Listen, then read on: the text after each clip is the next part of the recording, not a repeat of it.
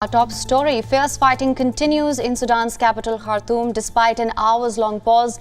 The clashes that started on Saturday between the armed forces and the paramilitary rapid support forces, it's killed nearly 100 civilians, including 3 UN workers. The United Nations, the African Union, the United States, Russia and China are all calling for a ceasefire in Sudan after fighting between the Sudanese military and a rival paramilitary force have left nearly 100 civilians dead since Saturday. The first question, what are the two warring factions in the Sudanese military and who leads them? Now, one faction, it's comprised of the country's ruler and regular armed forces led by General Abdel Fattah al-Burhan. In effect, he is the president of the country. The second faction is the paramilitary rapid support forces who are led by General Mohammed Hamdan Dagalo.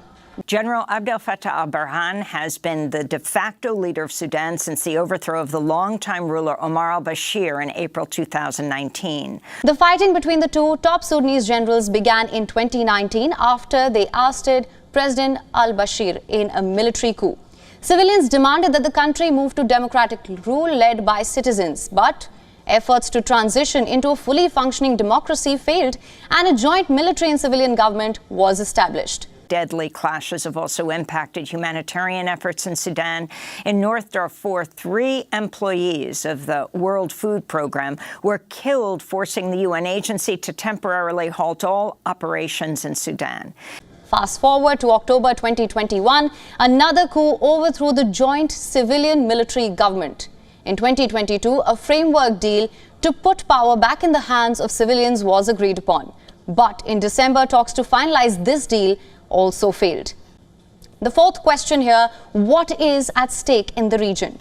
Sudan is located in North Africa. It is in a strategically key location in a volatile part of the region.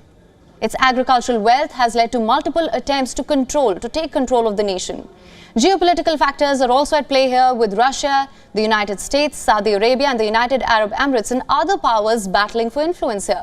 I speak to you today as our country faces the danger of separation, and I say to you that when a bullet is fired from a weapon, it cannot tell the difference between the attacker and those being attacked, and the victims are the Sudanese people. My first message is to General Abdel Fattah al-Burhan and the leaders of the Sudanese military, and to Mohammed Hamdan Dagalo and the leaders of the Rapid Support Forces. The exchange of fire must stop immediately, and the voice of reason must rule. Everyone will lose, and there is no victory when it is on the top of the bodies of our people. Now, he's the former prime minister for a very brief period of time.